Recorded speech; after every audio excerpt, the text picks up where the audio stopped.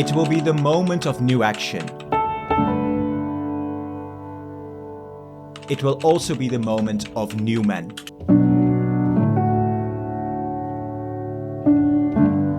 The movement for a free and united Europe. There's an island in the middle of the Tyrrhenian Sea. Windswept, isolated. Once a prison, now mostly forgotten. But in 1941, at the height of World War II, this lonely rock became the birthplace of one of the boldest ideas Europe had ever seen.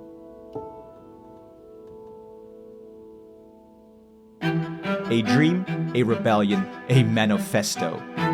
Scribbled on cigarette papers and smuggled in a roast chicken. This is the story of Altiero Spinelli, a prisoner with no army, no country, and no freedom, who dared to imagine a united Europe. Welcome to the EU Made Simple series, our European founding fathers and mothers, where we uncover the lives of the boldest minds behind the European Union. And in our first episode, we begin with the Italian visionary, Altiero Spinelli, the prisoner who dreamed of a united Europe.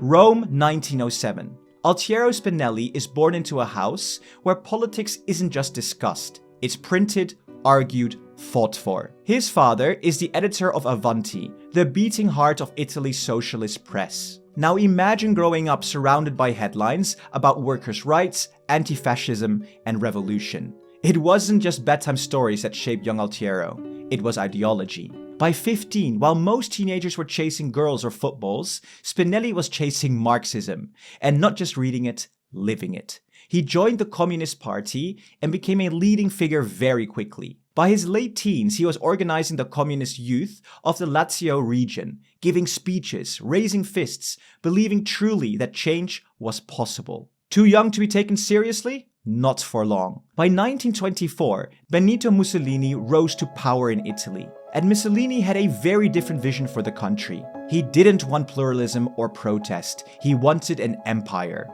A revived Roman glory built on authoritarian rule, military might, and total obedience to the state. By 1925, Mussolini had declared himself dictator. And by 1926, the regime began its purge, shutting down newspapers, banning opposition parties, jailing activists, and silencing dissent with secret police and special tribunals. Spinelli was exactly the kind of person Mussolini feared. Young, sharp, outspoken, and organizing resistance among students and workers. To the regime, the Communist Party was a threat, and Altiero Spinelli was a dangerous agitator. And so, in 1927, they made their move. Spinelli was arrested in Milan during a crackdown on anti-fascist activists. No trial, no real defense, just a charge of conspiring against the state, and a sentence handed down by the Tribunale Speciale per la Difesa dello Stato, a court created to crush political dissent. He was just 20 years old. His sentence, 10 years in prison, followed by 6 more years of internal exile in a remote prison camp. That's 16 years in total, and a long time to silence such a young man. But prison didn't break Altiero Spinelli. Behind iron bars, surrounded by concrete and silence, Spinelli turned to books. Not out of boredom, out of necessity. He devoured philosophy, history, economics, anything he could get his hands on. Hegel, Kant, Adam Smith, even the very texts banned by the Communist Party he was part of. He questioned everything, even his own ideology. And that was very dangerous, not just to fascists, but to communists too. He had once blindly believed the communist revolution. Like many on the European left, he had seen the Soviet Union as a beacon of working-class power. But then came the news that changed everything. In Moscow, Stalin was staging the so-called show trials, a series of highly publicized, carefully scripted trials where prominent Bolsheviks were accused of treason, espionage, and sabotage. Men who had once stood beside Lenin were paraded before the cameras, beaten into confessing absurd crimes, and sentenced to death without real evidence, without real justice. It was political theater, a purge disguised as law, and Spinelli began to wonder. Had one form of tyranny simply replaced the other? He spoke out, even from prison. He wrote critiques, challenged the party's orthodoxy, and when the Italian Communist Party demanded its members endorse Stalin's show trials and publicly support Stalin, Spinelli refused. And for that, in 1937, the Communist Party expelled him. The final break. From that point on, Spinelli stood alone. No party, no movement. Just an independent mind searching for a new way forward. After serving a decade in prison, the regime sent him into internal exile, this time to a remote island called Ventotene, far off the Italian coast. It was barren, windy, and surrounded by silence. But Ventotene wasn't just a place of punishment. It was where Spinelli would meet two other political exiles who were also searching for a new path. Ernesto Rossi, a sharp-minded liberal economist, and Eugenio Colorni, a philosopher with an eye for the future. All had been crushed in different ways by the system they once trusted. Fascism, communism, and nationalism. And in the solitude of the island, in between surveillance checks and echo of guards' boots, they did something remarkable. They talked, they read, they dreamed. Spinelli spent long hours talking with Rossi, who believed Europe needed a powerful court above all nations, one that could stop any future dictator from rising, like Mussolini had. And Colorni imagined workers from different countries standing together, not fighting each other. And Spinelli threw himself into books about freedom, democracy, and how societies work. From those conversations, in the middle of World War II, while Europe was tearing itself apart, a new idea was born. A radical document, scribbled in secret on cigarette papers and smuggled notebooks, they called it the Manifesto for a Free and United Europe. And today we know it as the Ventotene Manifesto. Written in 1941, while Hitler's armies marched across the continent and Mussolini's grip tightened in Italy, this manifesto dared to imagine the unthinkable. A federal Europe. United not by empire, but by choice. Inspired by the Federalist papers of the American founding fathers, Hamilton, Madison, and Jay, they imagined a Europe that would have its own government, its own military, and a shared constitution. Their message was radical. The nation-state had failed. It had led to war, fascism, and genocide. If Europe wanted to survive, it had to move past nationalism completely. They believed the old order could not be reformed. It needed a European revolution.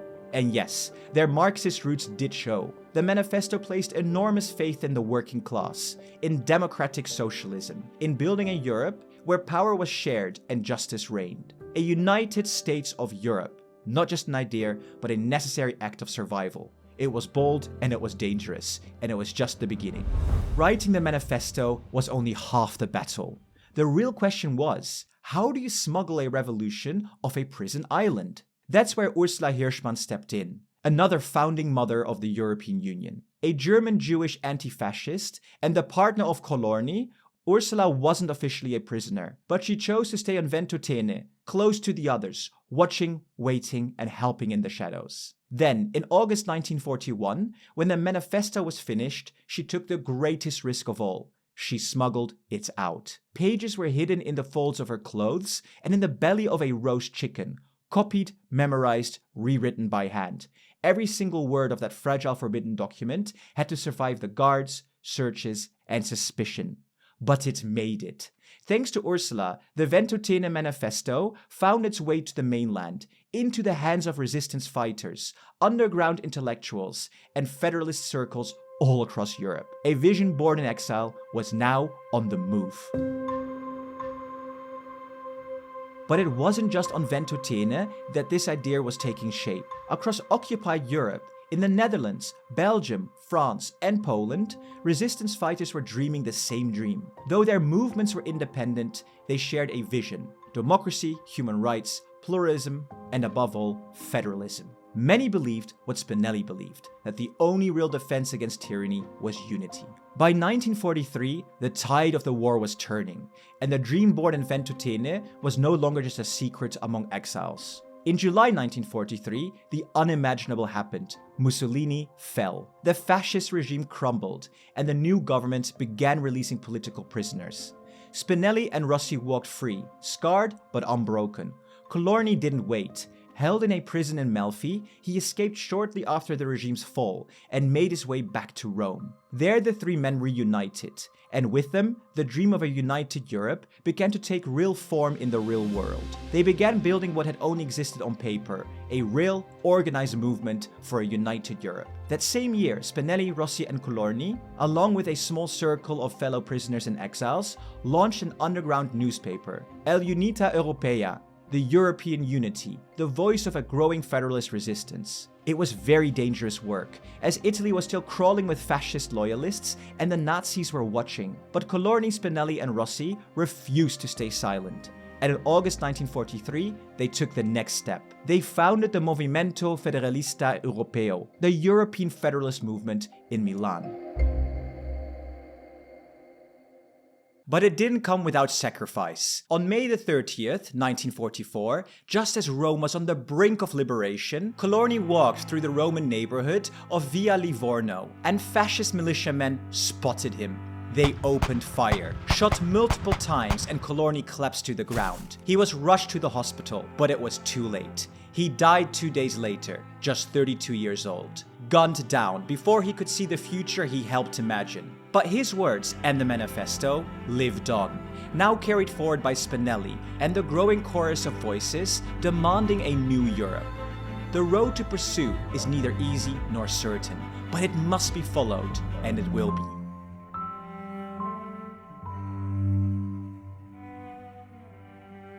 Spinelli and Rossi mourned their friend, but didn't stop.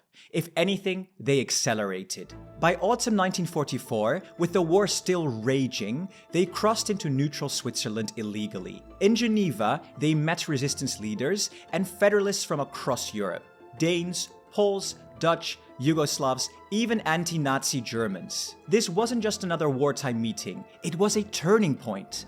For the first time, European federalism stepped beyond Italy. The Ventotene Manifesto, once whispered between prisoners, was now becoming a continental idea. In 1945, the first Federalist Conference took place in Paris. Delegates shared the same vision of a united Europe, but debated heavily over the details. Some pushed for a strong European Parliament. Others feared it was too ambitious too soon. A year later, they founded the Union of European Federalists, a grassroots push to rebuild Europe from the bottom up. Only those who have identified and accepted the European Revolution as the principal purpose of their lives are to be recruited into the movement. Day by day, with discipline, the work is to go on. For Spinelli, the founding of the Union of European Federalists wasn't the finishing line. It was the starting gun. With the war over and Europe rebuilding, he knew time was short. Leaders were scrambling to restore order, and national interests were very quickly returning. To most, federalism still felt like a dream, noble but unrealistic in a broken post-war world. So Spinelli shifted gears. He stepped out of the shadows into politics. In 1946, Italy began drafting a new democratic constitution. He worked behind the scenes, lobbying governments and pushing new manifestos to keep the federalist vision alive and tying Italy's future to a united Europe. Then, in 1950, came a breakthrough: the European Coal and Steel Community, in short, the ECSC, the first real version of what would later become the European Union. It was Europe's first true supranational institution. 6 countries joined forces to share control over the materials of war, coal and steel, so that wars would never happen again. For Spinelli, it was a massive step forward. But obviously not enough. The ECSC focused on economics and not politics. It was technocratic and not democratic. There was still no European constitution, no elected parliament, and no real political union. So once again, Spinelli set out to reshape the conversation, but without much avail. In the 1950s and 1960s, Spinelli found himself increasingly sidelined. While figures like Jean Monnet and Robert Schuman were celebrated as the architects of European unity, Spinelli was viewed by many in government circles as too radical, too uncompromising. Monnet's method, slow, quiet integration through economic interdependence, was winning the day. And when the proposed European Defense Community, a plan for a shared European army, collapsed that same year due to French opposition, Spinelli saw a clear signal: Europe's leaders weren't ready. He left the European Coal and Steel Community in 1954, super frustrated that it had grown so bureaucratic and so cautious. So, he returned to the trenches, not as a politician, but as an intellectual and organizer. Through the 60s and 70s, Spinelli stayed relentless. He wrote, lectured, debated, and built networks with young activists and reformers across Europe. In Rome, he founded the Center of Federalist Studies to train the next generation. He launched publishing houses, co-wrote policy papers, and quietly lobbied ministers. Spinelli played the long game, and in 1979, this paid off, as his moment came.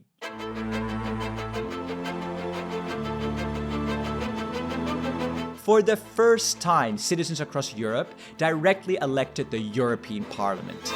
And at 72, Spinelli ran as an independent in Italy. And won. The man once exiled to a prison island was now elected in Europe's only democratic institution. And he did not come to Strasbourg to retire. Some of his most influential work was still ahead. From his seat in Strasbourg, he rallied a small but determined group of MEPs, Federalists, Reformists, believers in the European cause. They met informally, away from the grand chambers and camera flashes, in a nearby bar called the Crocodile. And they called themselves the Crocodile Club. Their goal was simple: break the deadlock, push the parliament to propose a genuine European constitution, not just another economic treaty or technical reform, but a political leap towards a federal union. Spinelli drafted the first version himself. It was bold, sweeping, and democratic. It was called the Spinelli Plan. Formally titled, The Draft Treaty Establishing a European Union. It called for a real political federation, a bicameral European Parliament with full legislative powers, a European executive accountable to the Parliament, a common foreign and security policy, majority voting in the Council to speed up decisions, away with unanimity, and a formal constitutional framework, replacing the patchwork of treaties. In short, pretty much everything the Ventotene Manifesto had imagined, but now backed by an elected institution in a detailed legal structure. In February 1984, after 2 years of debate and revisions, the European Parliament voted, and to the shock of many, they passed it, by a large majority. Monsieur le Président, le Parlement, par le vote qu'il va donner dans quelques minutes, aura pris le plus grand poisson de sa vie. Et il doit le porter encore dans le port. Mais faisons bien attention, parce que des requins seront à tout moment là pour tâcher de le dévorer. Tâchons de ne pas arriver seulement avec une arête. It was a historic moment, the first time a democratically elected European body had endorsed a full constitutional vision for the continent. Now, national governments didn't adopt the Spinelli Plan outright, but the momentum it generated was undeniable. The push for deeper integration gained new life. Spinelli's plan became a reference point for treaty reforms in the years to come. From the Single European Act in 1986 to the Treaty of Maastricht in 1992 and beyond. Now, even though this treaty did not become law, Spinelli had shifted the goalposts, moving European federalism from a fringe dream to a legitimate political goal. Altiero Spinelli did not live to see the long-term impact of the vote in 1984. Just 2 years later, in May 1986, he passed away in Rome at the age of 78. His death was quiet. There was no state funeral, no massive crowds. And yet, among those who understood the struggle for European unity, it was the loss of a giant. You see, Spinelli had spent nearly 6 decades fighting, not for power, not for office, but for an idea, that Europe's nations could rise above their divisions and forge a shared destiny. His final wish was symbolic. He requested that the Ventotene Manifesto would be read aloud at his funeral, and it was. That document, once smuggled off a prison island in the belly of a roast chicken, now echoed in the halls of Parliament and the pages of treaty negotiations. To honor his memory, the European Parliament named its main building in Brussels after him, the Altiero Spinelli building. His statue stands in the lobby, not far from where MEPs pass every day, often rushing to vote, debate, or negotiate the very powers he once only dreamed they might have. Spinelli's life reminds us that the European Union wasn't just built by treaties or trade deals. It was built by people, rebels, idealists, prisoners with no armies, no borders, who believed that peace required not just diplomacy, but imagination. And perhaps most of all, perseverance. And yet, for all the progress made, we're still far from Spinelli's full vision. The European Union has grown stronger, but it remains a hybrid, part economic bloc, part political union, still defined more by national vetoes than by common will. There's no single European constitution, no unified military, and no truly federal government. His dream of a democratic federal Europe, with unity not just in markets, remains unfinished. This video was sponsored by the Union of European Federalists, a pan-European organization founded in 1946 to promote a democratic and united Europe. Spinelli was one of its founders, and their vision is exactly what he fought for. Check them out in the description below. And this is just episode 1 in our series on the founding fathers and mothers of the European Union. We'll be covering figures like Jean Monnet, Robert Schuman, and many more. So let us know in the comments who you'd like us to feature next. And to support this work and help us keep making independent EU-focused content, please consider joining us on Patreon. And a huge thank you to our presidents, Jan, Schauke, Christian, Peter, HEVD, Daniel, Unite Europe, Stefan, and Mr. Probot. Your support makes all of this possible.